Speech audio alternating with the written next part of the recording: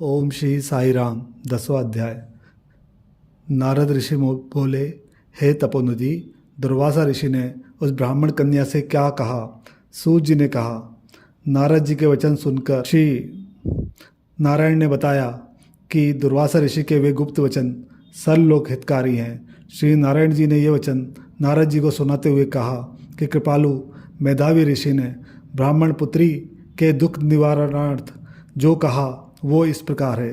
दुर्वासा ने कहा कि हे सुंदरी, बहुत गुप्त बात कहता हूँ। हे शुभंगे, अब आने वाला तीसरा महीना पुरुषोत्तम मास है। उसमें तीर्थ में जाकर स्नान करने से मनुष्य बाल हत्या के दोष से मुक्त हो जाता है। हे सुंदरी, इससे अधिक कार्तिक आदि महीने भी नहीं हैं। सब महीने, पक्ष और पर्व भी आदि पुरुषोत्तम मास के 16वीं कला के समान भी नहीं है। वेद शास्त्र भी इसकी समानता नहीं कर सकते हैं।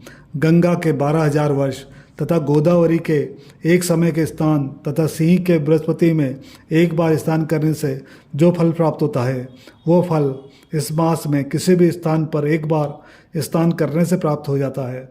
इसमें दान, तप, जप आदि करने से मनोकामना पूर्ण होती है। इसलिए श्री कृष्ण के प्रिय इस मास को तुम भी सेवन करके मनोकामना पूर्ण करो। मैं भी इस पुरुषोत्तम मानकर सेवा करता हूँ शुभंगे, इसलिए तुम भी इसका सेवन करो।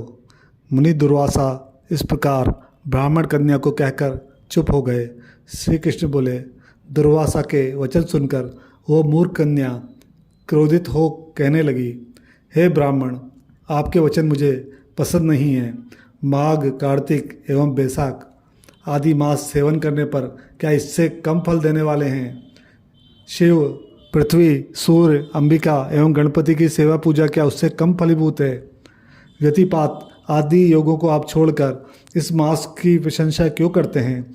ये मास तो सब कर्मों में निंदित मलमास है। आपको लज्जा आना चाहिए। सूर्य की संक्रांति इसमें ना होने से इसे आप श्रेष्ठ कैसे कह सकते हैं? मैं जानती हूँ कि सब दुखारी निसंदेह श्री हरि हैं। ब्राह्मण पुत्री के वचन सुनकर दुर्वासा की आंखें क्रोध से लाल हो गई, परंतु मित्र कन्या होने के कारण फिर भी उसे श्राप नहीं दिया, अपितु दया आ गई। मैं योग्य नहीं समझा। पुरुषोत्तम मास की महिमा बड़े बड़े विद्वान नहीं समझ सकते हैं, तब मूर्ख बुद्धि पुरुष तथा स्त्रियां कहाँ जान सकते हैं? ये बाला पितृहीन कुमारी है, दुख के कारण तप रही है, मेरा शाप कैसे सह सकेगी? इस प्रकार विचार कर क्रोध दूर करके मुनि दुर्वासा बोले, हे बाले, तू मेरे मित्र की बेटी है, इसलिए मैं तुझ पर क्रोध नहीं कर रहा हूँ। तुम जैसा चाहो वैसा करो, और मैं जो तुम्हारा भविष्य कहता हूँ वो सुनो। तुमने पुरुषोत्तम मास का निरादर किया है, उसका दंड इस जन्म में अथवा दूसरे जन्म में अवश्य प्राप्त होगा। मैं तो बद्रिका आश्रम जा रहा हूँ, तुम्हारा कल्याण हो, मेरा समय नष्ट न हो नार शुभ्रा, शुभ को कौन मिटा सकता है? श्री कृष्ण बोले। इतना कहकर दुर्वासा मुनि वहाँ से उसी समय चले गए और वो कन्या पुरुषोत्तम मास के बुराई करने के कारण तेजहीन हो गई। तब बहुत देर तक कन्या ने सोच विचार कर शीघ्र प्रसन्न होने वाले पार्वती पति शिव का पूजन करना निश्चित किया, और यह निश्चय करके मेधावी की पुत्री ने उग्र तपस्या करने का विचार किया। सूत जी बोले, इस तरह उसने महामुनि के वचन का निरादर किया और बहुत फल देने वाले लक्ष्मीपति एवं सावित्री ब्रह्मा का पूजन त्याग कर केवल पार्वतीपति शंकर की आराधना भर में निश्चय कर करने लगे। 10वां अध्याय समाप्त।